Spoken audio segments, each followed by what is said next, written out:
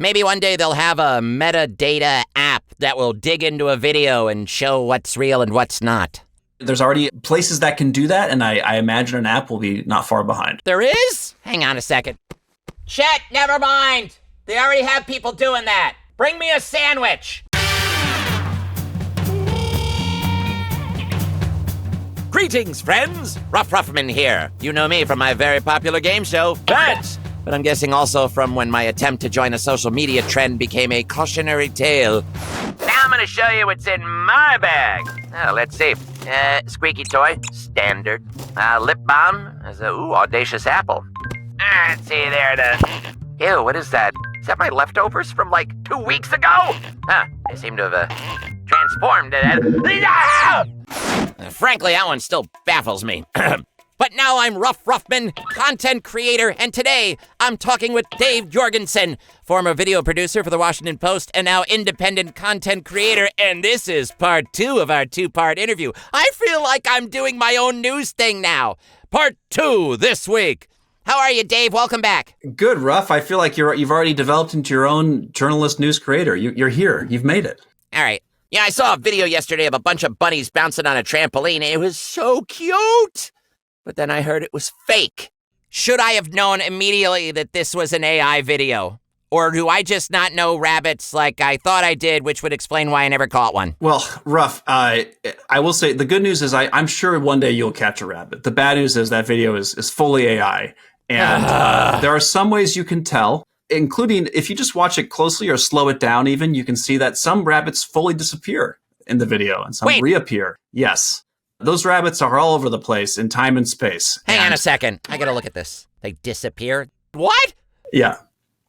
So these are what the kids call deepfakes. They sure are. There's a lot of tools that nowadays to just type this kind of stuff into any given machine or program. Are there a lot of deepfakes out there, or are they just doing this to me? Ruff, I got fooled by a video just yesterday. And luckily, I did check the comment section, and the third comment down said this is all fake. But if I hadn't seen that comment, I might have gone on living life believing that entire video I watched was completely real. And I don't get the point of it. Like, what is the point of doing that? In some cases, they're trying to promote the AI technology they have and show how real it looks. So they're trying to promote something that they created.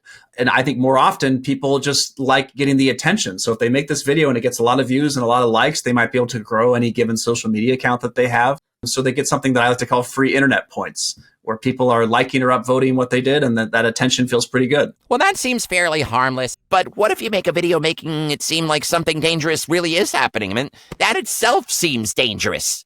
Right. There's a lot of scary things you can do with this technology. The good thing is that, like any technology, as it's released out into the world, the rest of us are catching up with it. And so regulations are catching up with it, and including the way social media apps regulate AI content, where a lot of them are flagging it. There's even programs, a lot of places that edit videos are now making it so that it's clear in the metadata that it was AI generated or AI or altered by AI. Yeah, there's got to be a law where it's like, it has to say it on the screen and not tiny. It's already happening. And so I think we're just kind of catching up to this technology. But for right now, it's good to be cautious of what you see because of that.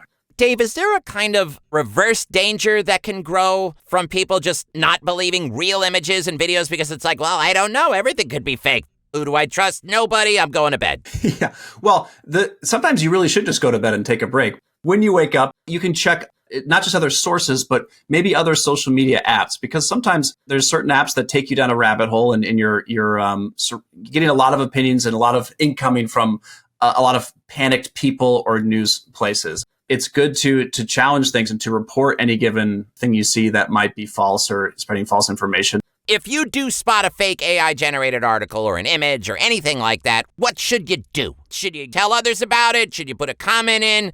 It's very helpful to comment. Like I said, the video I saw the other day was because people commented. That's how I knew that it was AI. And as soon as that reality was presented to me, it became very obvious it was AI. And I started looking up all the reasons it was AI and found videos and other articles that told me what happened and how I fell for it and things like that. What would you say to someone who is just testing it out, see what they can do?